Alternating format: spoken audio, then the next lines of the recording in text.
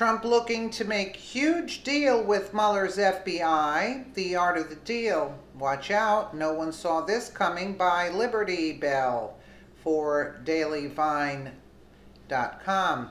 In a startling revelation, President Donald Trump and his team of lawyers are now seeking to negotiate a deal with special counsel Robert Mueller.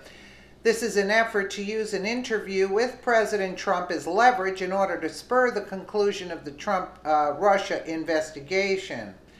The president's legal team is considering a scenario that would perfect the art of a deal on multiple fronts. This includes President Trump being willing to agree to a sit-down interview with Mueller under very special and detailed conditions. The deal is in its mere infancy and still being discussed with nothing finalized, and those involved have repeatedly stated that the interview would only occur at all if all conditions are agreed to and met prior to the interview, according to the Wall Street Journal. Among those conditions would be Mueller and his team making a firm commitment to a date for the conclusion of the Russia investigation, or at the very least, portions that relate to President Trump, his family, his business, and all things Trump related. Specifically being considered for serious consideration is a deadline of 60 days from the date of the interview. An additional condition also being considered for inclusion is the possible deal is reaching an agreement with Mr. Mueller on the scope of his questioning of the president, which they expect to focus largely on his decision to fire former National Security Advisor Michael Flynn and former FBI Director James Comey.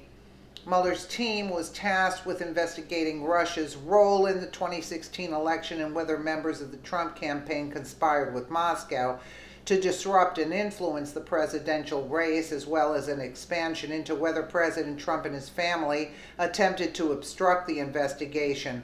The investigation was launched directly after Comey perjured himself before Congress and a friend close to leaked potential classified information to the press at Comey's direction.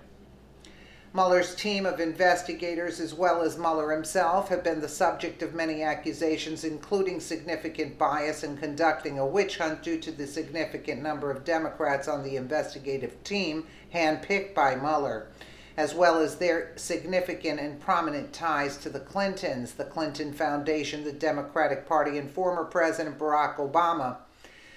President Trump has repeatedly called the investigation a witch hunt, and as a result of his frustration with the investigation, much corruption within Washington and within the ranks of both political parties have been revealed. As the investigation proceeds, it becomes abundantly clear that it was the Obama administration and the Democrats determined to put Hillary at the helm no matter the cost, rather than the Trump campaign, where were the ones to collude with the Russians during the 2016 presidential election. President Trump and members of his administration have all voiced deep frustration with the inquiry, both publicly and privately, with President Trump, comparing it to a cloud hanging over his presidency. He has also repeatedly stated he is looking forward to speaking with the special counsel's team. He has done nothing wrong and he looks forward to vindicating himself, but his attorneys have repeatedly emphasized that he would only agree under certain conditions. Earlier this year on Twitter, for instance, he wrote on it, and it goes, Russia and the world is laughing at the stupidity they are witnessing and also the corruption they are witnessing, because don't think the Russians are stupid, you know. A former federal prosecutor and considered an expert in government investigations by many in his field, Peter Zeidenberg, has expressed his skepticism that Mueller's team would be willing to accept any such conditions from President Trump and his legal team, however. Zeidenberg notes his skepticism, stating you can't put a timeline on these things. Someone could walk in the front door on the day before this proposed deadline and say, I've got some information that's going to blow your minds. Mueller's not going to say, oh, too bad, the deadline is tomorrow. According to the New York Times, President Trump has inquired of at least 2 witnesses interviewed by Mueller for information about what they discussed with Mueller's team. Naturally, the New York Times attempts to paint this as some level of guilt, despite even those on the left tiring of the Russian witch hunt. The New York Times states President Trump reportedly told White House counsel Don McGahn he should issue a statement denying a previous report from the New York Times that said Mueller's team had learned the president once asked McGahn to fire Mueller. The left-leaning propaganda rag also reports President Trump reportedly asked the former chief of staff Reince Priebus during a December meeting how his interview with Mueller's team had gone and if the investigators had been nice. Priebus responded to President Trump's inquiry that Mueller's team had conducted themselves professionally, according to the New York Times, hardly a newsworthy conversation. Unfortunately, by focusing so much on the ludicrous Trump-Russia conspiracy theory, many on the left have put on blinders, ignoring and remaining willfully ignorant of the vast amount of corruption and unethical conduct within Washington. The conservative Daily Post lists several instances of recent corruption and highly unethical conduct recently uncovered. For example, earlier this month, an ethics complaint was filed against a Democratic congressman in Missouri. Apparently, he allegedly used taxpayer money to pay a ghost employee who used to work at McDonald's and didn't have any formal IT training as an IT worker for about 3 years. He also reportedly let someone who wasn't on his staff have access to his servers. Kendra Arnold, the executive director of the Foundation for Accountability and Civic Trust Fact, which is a nonprofit organization dedicated to promoting accountability, ethics, and transparency in government and ethics arenas, recently submitted an ethics complaint to the Office of Congressional Ethics against U.S. Representative Emanuel Cleaver. In her complaint, Arnold accused Cleaver of employing Raul Abbas, a former McDonald's manager, with no formal IT training as an IT worker and paying him roughly $60,000 in taxpayer money, even though he reportedly didn't do any work. On top of that, she also claimed that Cleaver accepted IT services from Imran Awan, a former information technologies IT aide for the Democratic House, who was recently indicted on several charges of bank fraud and engaging in unlawful monetary transactions, even though he wasn't actually on his staff.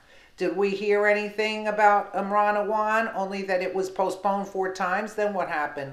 We hear nothing. Everything swept under the rug, right? Again, there's no info on that.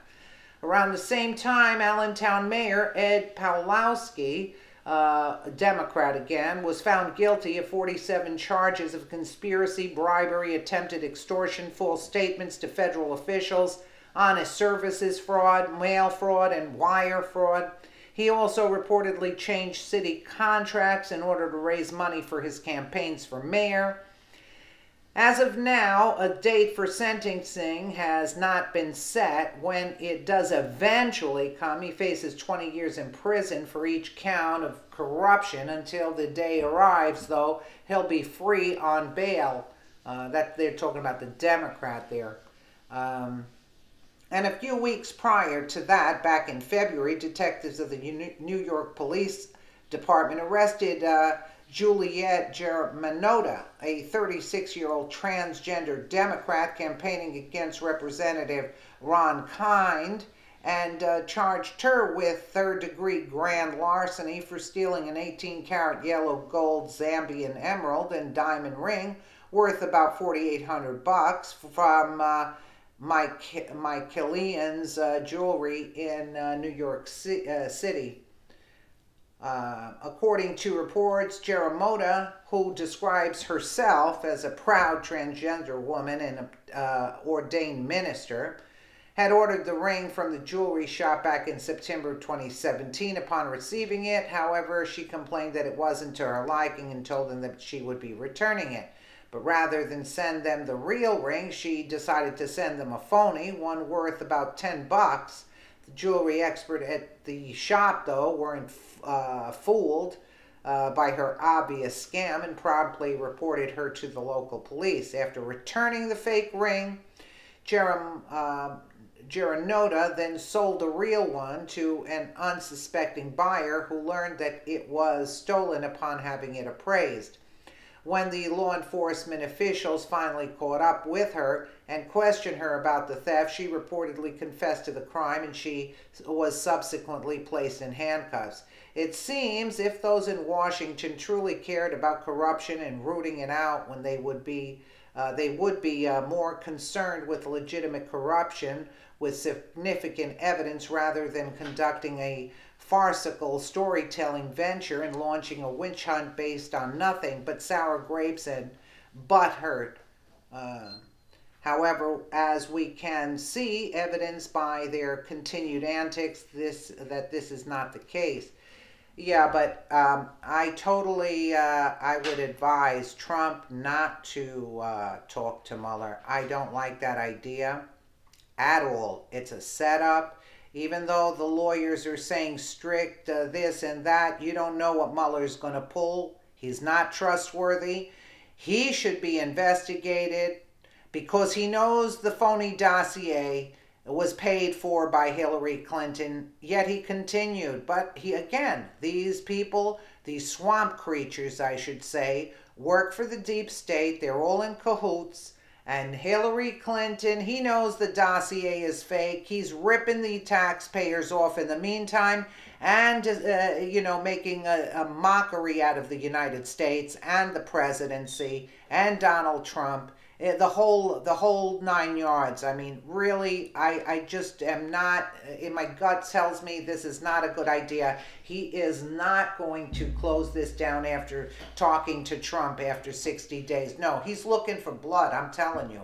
This guy is not going to give up. When they have paid so much money to get that dossier and everything, no, they're not giving up. They're going to twist something around where they're going to make him guilty without even knowing how it happened. Let me know what you guys think in the comments below. And again, thank you so much for watching.